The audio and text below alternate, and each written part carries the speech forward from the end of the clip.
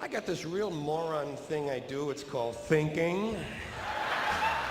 And I'm not a really good American because I like to form my own opinions.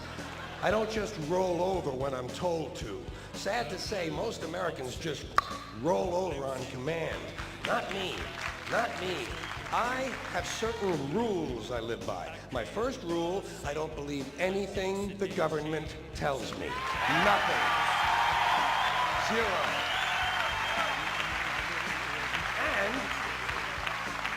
And I don't take very seriously the media or the press in this country, who in the case of the Persian Gulf War were nothing more than unpaid employees of the Department of Defense, and who most of the time function as kind of an unofficial public relations agency for the United States government. So don't listen to them. I don't really believe in my country. And I gotta tell you folks, I don't get all choked up about yellow ribbons and American flags. I consider them to be symbols, and I leave symbols to the symbol-minded. It's all bullshit, folks. It's all bullshit, and it's bad for you. Where would we be without our safe, familiar American bullshit? Land of the free, home of the brave, the American dream. All men are equal, justice is blind, the press is free, your vote counts.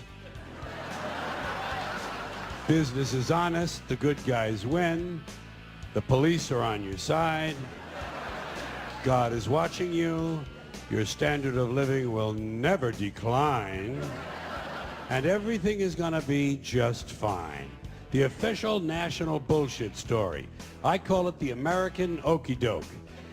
Every one of those items is provably untrue at one level or another, but we believe them because they're pounded into our heads from the time we're children. That's what they do with that kind of stuff. They put it in the heads of kids. They pound it in there because they know kids are too young to be able to mount a sophisticated argument against these kind of ideas. And so kids, and up to a certain age, by the way, kids are going to believe everything a grown-up tells them, everything. So kids never learn to question things. Nobody questions things in this country anymore. Nobody questions things. Why? People are too fat and happy. People are way too fucking prosperous for their own good. Everyone's got a cell phone that'll make pancakes and rub their balls now, you know?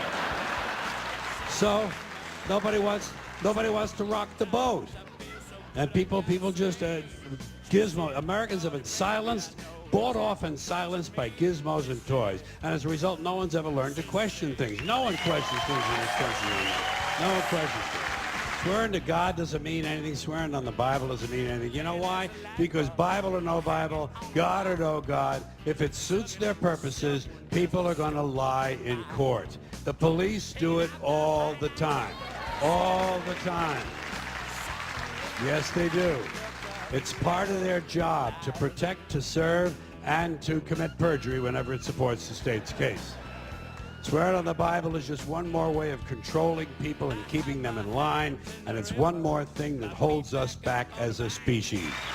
Not important to get children to read. Children who want to read are going to read. Kids who want to learn to read are going to learn to read. Much more important to teach children to question what they read. Children should be taught to question everything, to question everything they read, everything they hear.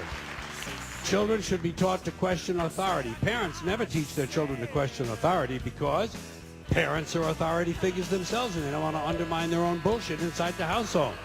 So they stroke the kid, and the kid strokes them, and they all stroke each other, and they all grow up all fucked up, and they come to shows like this.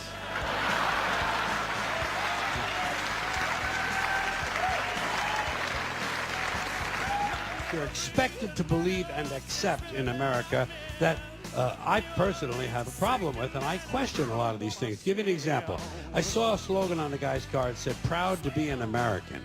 And I thought, well, what the fuck does that mean? Proud to be an American. You see, I've never understood national pride. I've never understood ethnic pride. Because I'm Irish, and all four of my grandparents were born in Ireland, so I'm fully Irish. And when I was a kid, I would go to the St. Patrick's Day Parade.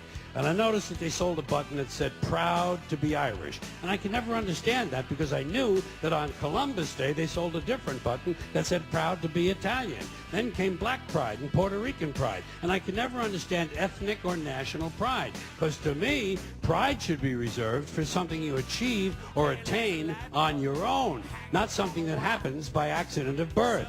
Being Irish isn't a skill. It's a fucking genetic accident. You wouldn't say I'm proud to be 5'11". I'm proud to have a predisposition for colon cancer.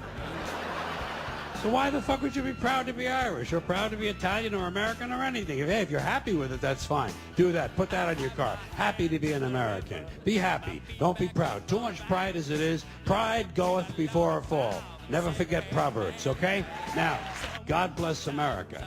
Once again, respectfully, I say to myself, what the fuck does that mean? God bless America? Is that a request? Is that a demand? Is that a suggestion? Politicians say it at the end of every speech, as if it were some sort of verbal tic that they can't get rid of. God bless you and God bless America. God bless you and God bless America. I guess they figure if they leave it out, someone's going to think they're bad Americans. Let me tell you a little secret about God, folks. God does not give a flying fuck about America, okay? He doesn't care. He never cared about this country. He never has. He never will. He doesn't care about this country any more than he cares about Mongolia, Transylvania, Pittsburgh, the Suez Canal, or the North Pole. He simply doesn't care, okay? He doesn't care. Listen.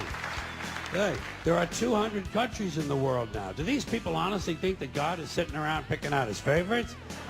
Why would he do that? Why would God have a favorite country? And why would it be America out of all the countries? Because we have the most money? Because he likes our national anthem? Maybe it's because he heard we have 18 delicious flavors of classic rice-a-roni. It's delusional thinking. It's delusional thinking, and Americans are not alone with these sort of delusions. Military cemeteries around the world are packed with brainwashed, dead soldiers who were convinced God was on their side.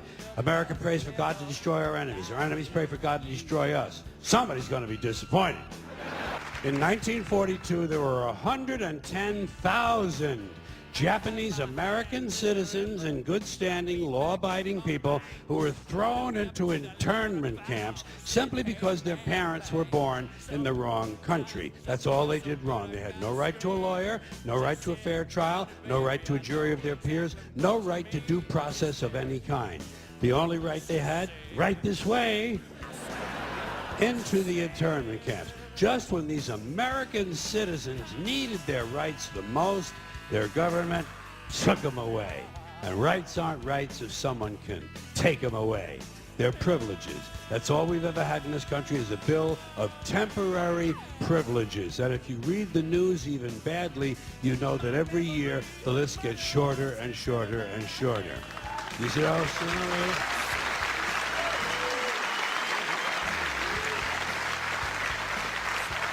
Yeah. Sooner or later, the people in this country are going to realize the government does not give a fuck about them.